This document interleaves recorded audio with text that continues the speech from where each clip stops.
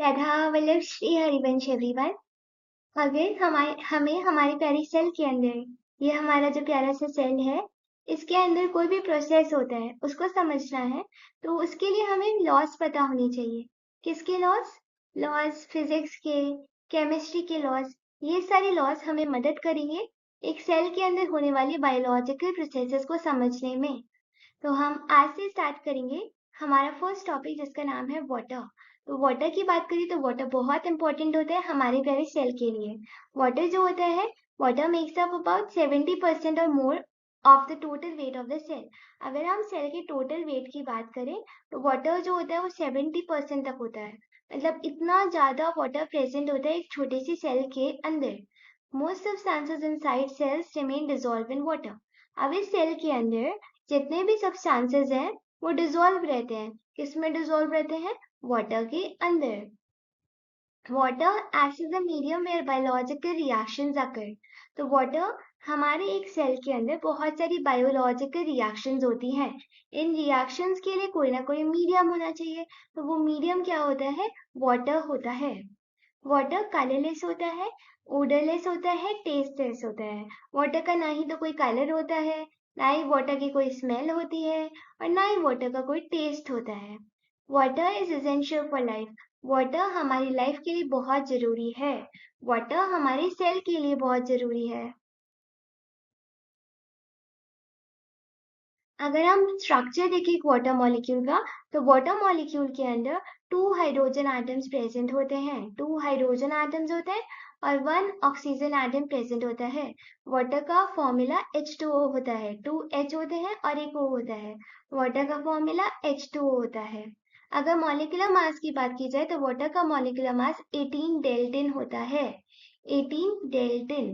18 Dalton molecular mass की unit होती है डेल्टन। तो वाटर का कितना हो जाएगा? 18 डेल्टन।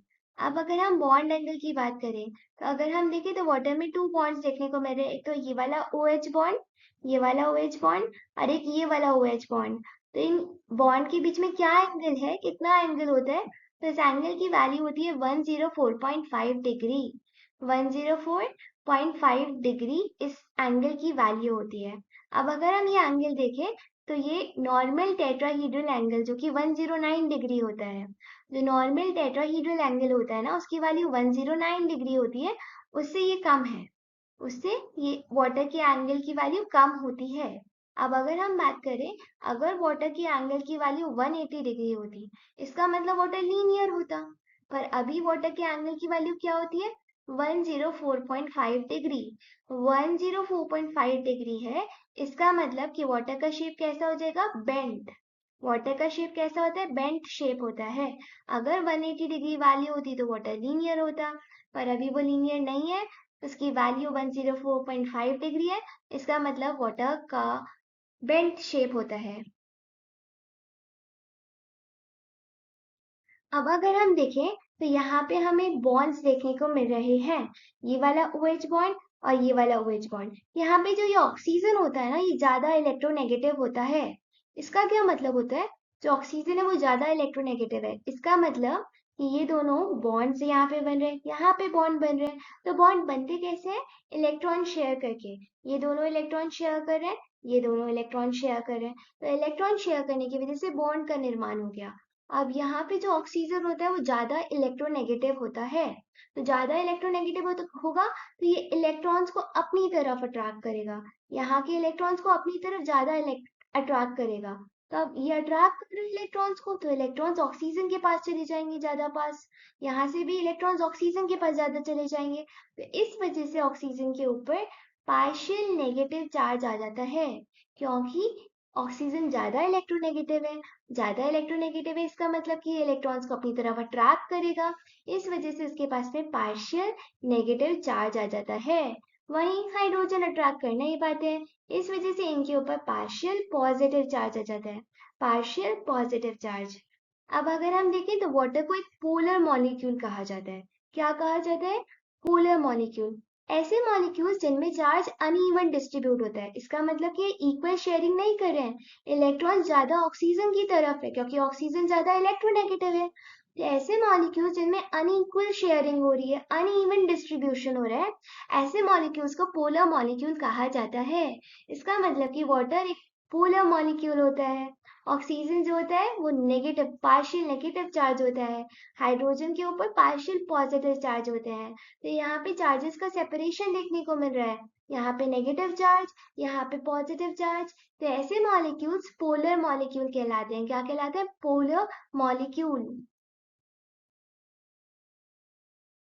अब डाइपोल मोमेंट क्या होता है? जब अनइक्वल शेयरिंग होती है, जैसे ये बॉन्ड है, ये बॉन्ड है, यहाँ पे हमने देखा अनइक्वल शेयरिंग हो रही है इलेक्ट्रॉन्स की।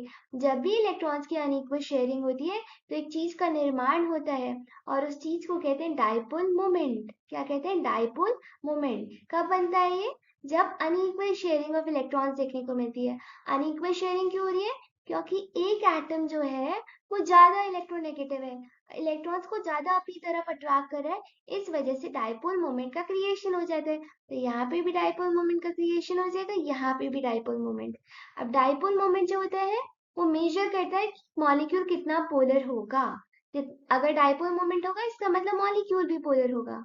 बट सिर्फ यहाँ पे अनइक्वल शेयरिंग पे नहीं डिपेंड करता है कि मॉलिक्यूल पोलर होगा नहीं होगा। अभी हम नेक्स्ट पॉइंट पे जा रहे हैं। अभी तक हमने देखा कि वाटर एक पोलर मॉलिक्यूल होता है। ठीक है, वाटर एक पोलर मॉलिक्यूल हो रहा है क्योंकि यहाँ पे अनइक्वल शेयरिंग हो रही है इलेक्ट्रॉन की।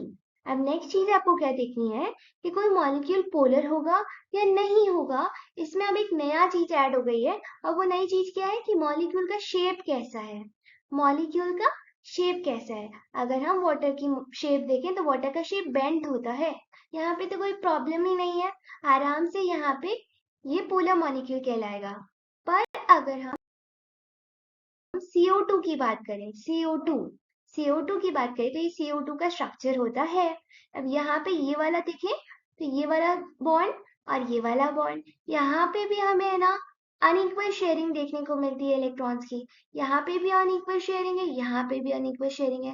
तो इस हिसाब से तो कार्बन डाइऑक्साइड का पोलर होना चाहिए था, वाटर की तरह। जैसे वाटर की तरह पोलर होना चाहिए था। पर कार्बन डाइऑक्साइड जो है वो नॉन पोलर होता है। क्यों?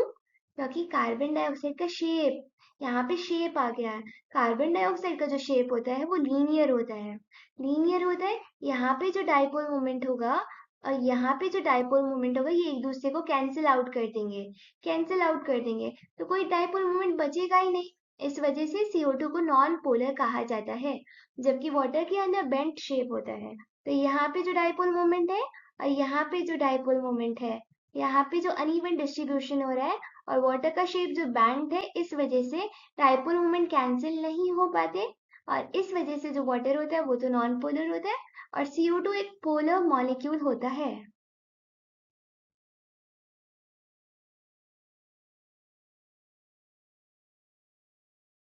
अब अगर हम देखें important physical properties of water के बारे में, तो वाटर के पास में बहुत सारी इम्पोर्टेंट फिजिकल प्रॉपर्टीज होती है। इसका क्या मतलब है कि वाटर का मेल्टिंग पॉइंट बहुत हाई होता है, वाटर का बहुत हाई मेल्टिंग पॉइंट है। वाटर का बॉइलिंग पॉइंट भी बहुत हाई होता है, बहुत हाई होता है। हीट ऑफ वेपराइजेशन भी बहुत हाई होता है वाटर का। और वाटर का सरफेस टेंशन भी बहुत हाई होता है। इन सबको हम डिटेल में बाद में समझेंगे। और ये जो कुछ फिजिकल प्रॉपर्टीज है वाटर की, ये फिजिकल प्रॉपर्टीज बहुत ज्यादा होती है और ये बहुत अनयूजुअल बात है। वाटर एक छोटा सा मॉलिक्यूल है और एक छोटे से मॉलिक्यूल की इतनी ज्यादा हाई फिजिकल प्रॉपर्टीज होती है, ये बहुत ही अनयूजुअल बात है। तो रीजन क्या है वाटर की फिजिकल प्रॉपर्टीज इतनी हाई क्यों है? तो इसके पीछे का रीजन है हाइड्रोजन बॉन्डिंग। दो वाटर मॉलिक्यूल्स एक दूसरे के साथ हाइड्रोजन बॉन्डिंग कर सकते हैं। तो दो वाटर मॉलिक्यूल्स होते हैं वो एक दूसरे के साथ हाइड्रोजन बॉन्डिंग कर सकते हैं। जैसे कि ये हाइड्रोजन और ये ऑक्सीजन, दूसरे दोनों अलग अलग मॉलिक्यूल है ना, तो इसीलिए जो हाइड्रोजन बॉन्डिंग होती है इसे इंटर मॉलिक्यूलर हाइड्रोजन बॉन्डिंग कहते हैं।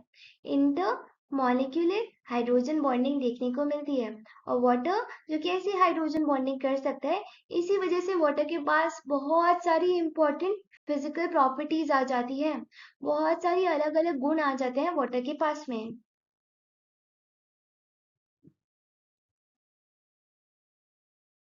वाटर को एक यूनिवर्सल सॉल्वेंट कहा जाता है। इसका मतलब कि वाटर बहुत सारी चीजों को अपने अंदर डिसॉल्व कर सकता है। वाटर बहुत सारी सब्सटेंसेस को डिसॉल्व कर सकता है, पर इसे यूनिवर्सल सॉल्वेंट कहना सही नहीं है, क्योंकि ऐसे बहुत सारे सब्सटेंस ऐसे भी होते हैं जो वाटर में डिसॉल्व नहीं हो सकते। पर बहुत सारे सब्सटेंसेस वाटर में डिसॉल्व हो पाते हैं, इसलिए वाटर को एक यूनिवर्सल सॉल्वेंट कहा जाता है। अब ऐसे सब्सटेंसेस जो हमारे वाटर में डिसॉल्व हो जाते हैं, ऐसे सब्सटेंसेस जैसे कि पोलर सब्सटेंसेस हो गए, पोलर सब्सटेंसेस वाटर में डिसॉल्व हो जाते हैं। आयनिक सब्सटेंसेस वाटर में डिसॉल्व हो जाते हैं। तो ऐसे सब्सटेंसेस जो वाटर में डिसॉल्व हो जाते हैं, उन्हें हाइड्रोफिलिक सब्सटेंसेस कहा जाता है। हाइड्रोफिलिक सब्सटेंसेस, हाइड्रो का मतलब वाटर, फिलिक का मतलब लविंग। फिलिक का मतलब क्या होता है? लविंग। वाटर को लव करने वाले सब्सटेंसेस, वाटर में आसानी से डिसॉल्व होने वाले सब्सटेंसेस हाइड्रोफिलिक सब्सटेंसेस कहलाते हैं। तो जैसे कि पोलर, कोई भी मॉलिक्यूल पोलर आप वाटर में डालोगे तो वो डिसॉल्व हो जाएगा। क्यों? क्योंकि वाटर उसके साथ हाइड्रोजन बॉन्डिंग कर लेगा। वाटर हाइड्रोजन बॉन्डिंग कर लेगा तो वो डिसॉल्व हो जाएगा। अगर कोई भी आयनिक सब्सटेंस आप वाटर में डालोगे तो वो भी डिसॉल्व हो जाएगा। क्यों? क्योंकि वाटर इलेक्ट्रोस्टैटिक अट्रैक्शंस कर लेगा। इलेक्ट्रोस्टैटिक अट्रैक्शंस कर लेगा। इन सब वजह से वो सब्सटेंस डिसॉल्व हो जाएगा। पर कुछ ऐसे भी सब्सटेंसेस होते हैं जो वाटर में डिसॉल्व नहीं होते हैं। ऐसे सब्सटेंसेस को नॉन पोलर कहा जाता है। नॉन पोलर या फिर हाइड्रोफोबिक सब्सटेंसेस। हाइड्रोफोबिक, हाइड्रोफोबिक का क्या मतलब हुआ? हाइड्रो का मतलब वाटर, फोबिक का मतलब फियरिंग, वाटर से डरने वाले, वाटर में डिसॉल्व ना होने वाले। ऐसे सब्सटेंसेस वाटर के साथ हाइड्रोजन बॉन्डिंग करेंगे ही नहीं, तो वाटर के साथ हाइड्रोजन बॉन्डिंग करेंगे ही तो वो डिसॉल्व भी नहीं होंगे। जैसे कि एग्जाम्पल हो गए ऑयल्स, वाटर में डिसॉल्व नहीं होंगे। फैट्स वाटर में डिसॉल्व नहीं होंगे। अब नेक्स्ट टाइप के कंपाउंड्स होते हैं एम्फीपैथिक कंपाउंड्स। एम्फीपैथिक कंपाउंड्स कैसे कंपाउंड्स होते हैं? ये जो कंपाउंड है ना, वो एक एम्फीपैथिक कंपाउंड है। इसका क्या मतलब हुआ कि इसके पास में एक पोलर पार्ट भी होता है। पोलर पार्ट, इसका जो हेड है वो पोलर है। इसका मतलब क्या है? हाइड्रोफिलिक है। हाइड्रोफिलिक का क्या मतलब हुआ कि वाटर लविंग है, वाटर के साथ इजीली इंटरैक्ट करेगा, वाटर में डिसॉल्व हो जाएगा। जबकि इसका जो नीचे वाला पार्ट है ना, वो नॉन पोलर है। नॉन पोलर का क्या मतलब हुआ? हाइड्रोफोबिक। हाइड्रोफोबिक का मतलब ये वाटर से इंटरैक्ट नहीं करेगा। तो ऐसे सब्सटेंसेस जिसके पास में एक पोलर पार्ट भी होता है और नॉन पोलर पार्ट भी होता है, हाइड्रोफिलिक पार्ट भी होता है और हाइड्रोफोबिक पार्ट भी होता है, ऐसे कंपाउंड्स को एम्फीपैथिक कंपाउंड कहा जाता है। तो अगर आप ऐसे कंपाउंड को पानी में डालोगे तो क्या होगा? तो जो ये हाइड्रोफिलिक वाला पार्ट है ना, जो वाटर से इंटरैक्ट कर सकता है, वो तो आराम से वाटर से इंटरैक्ट करेगा। और जो हाइड्रोफोबिक पार्ट है ना, वो वाटर से इंटरैक्ट नहीं करेगा, वो बचने की कोशिश करेगा। तो इस टाइप के स्ट्रक्चर का निर्माण हो जाएगा जिसे आप माइसिली कहते हो। माइसिली। अब हम देखें तो वाटर के पास में एक बहुत ही बड़ी शक्ति होती है, एक बहुत ही अच्छी प्रॉपर्टी होती है। वो क्या होती है? तो वो ये प्रॉपर्टी होती है, जैसे वाटर में आप कुछ भी डालोगे, कोई भी आपने सॉल्ट डाला, NaCl जिसके पास में पॉजिटिव नेगेटिव इंटरेक्शन हो रखे हैं, तो वाटर क्या करेगा? इनको तोड़ सकता है, इन अट्रैक्शन को रिड्यूस कर सकता है। ये जो इलेक्ट्रिकल चार्जेस वाटर में आए हैं, वाटर इनके बीच के अट्रैक्शन को रिड्यूस कर सकता है। और इसी प्रॉपर्टी को डाइलेक्ट्रिक कांस्टेंट कहा जाता है। इसका मतलब वाटर के पास बहुत हाई डाइलेक्ट्रिक कांस्टेंट है। इसका क्या मतलब हुआ कि अगर आप कोई सब्सटेंस, कोई इलेक्ट्रिक चार्जेस, कोई आयनिक सब्सटेंसेस को वाटर में डालोगे, तो ये जो आयनिक सब्सटेंसेस है plus minus NaCl, NaCl example की तरह, अगर आप इन्हें वाटर में डालोगे तो वाटर इनकी अट्रैक्शन को तोड़ देगा, रिड्यूस कर देगा। और इसी प्रॉपर्टी को डाइलेक्ट्रिक कांस्टेंट कहा जाता है। तो वाटर का बहुत हाई डाइलेक्ट्रिक कांस्टेंट होता है। वाटर में कोई भी सब्सटेंस डालोगे तो वो एक दूसरे से अलग हो जाएगा, उनका अट्रैक्शन कम हो जाएगा।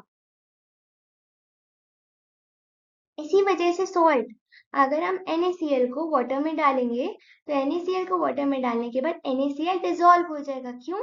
क्योंकि वाटर का हाई डाइलेक्ट्रिक कांस्टेंट होता है। Na और Cl के बीच में जो इंटरेक्शन हो रहे थे ना, वाटर उन्हें रिड्यूस कर देता है, खत्म कर देता है। इस वजह से सॉल्ट्स पानी में डालते ही डिसॉल्व हो जाते हैं। ये आयंस एक दूसरे से अलग हो जाते हैं। अब ये आयंस अलग हो जाते हैं तो यूं ही तो बैठे नहीं रहेंगे, वाटर के साथ इंटरैक्ट करेंगे। वाटर इनके चारों तरफ ऐसा स्फीयर बना लेगा। क्या बना लेगा? ऐसा चक्कर बना लेगा। इसे स्फीयर कहते हैं। वाटर ने पहले तो इन आयंस को अलग कर दिया, उसके बाद में इनके चारों तरफ ये स्फेयर बना लेगा और इस स्फेयर को कहा जाता है सॉल्वेशन स्फेयर। क्या कहा जाता है?